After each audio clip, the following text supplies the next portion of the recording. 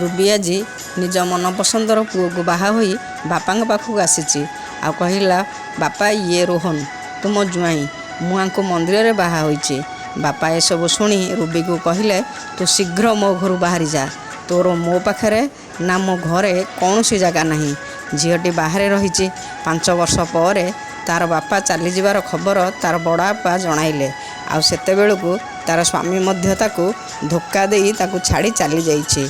से गोटे रेस्टोरेंट खोली निजर 2टी सान छुआ को धरी चलुची। बापार खबर पाई बड़ बापा को कहला मु जीविनी जो बापा मते घर आड़े देला आउ मु किपरि चलुची दिने बुझी नाहांती मु से बापार काम को जीविनी। बड़ बापांकर बाध्य करबा परे झीटी जाई पहुँचला देखला सबु संपर्क माने कांद बोबा करुछंदी। निजे घरर गोटे कोणरे ठिया हैला ना तार मनरे दुख ना तार आखिरे लुह अच्छी।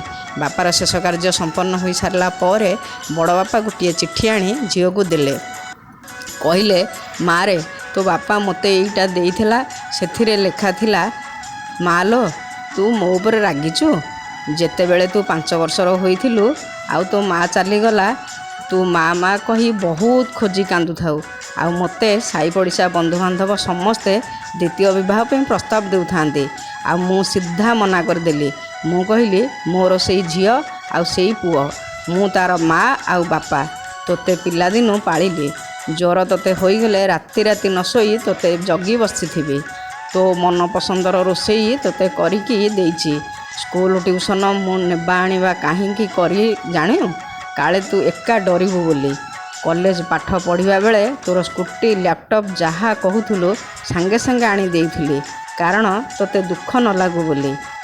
जेमिति डिजाइन वाला ड्रेस मागिछु मु तोते देइची जेते बेले कि मो सांगसाथी बंधुबांधव मना करुथिले झील जहाँ कहूचे सेया कौन दे दउचु तू राति रे बाथरूम उठिले तोते डर लागे बोली मते डाकू।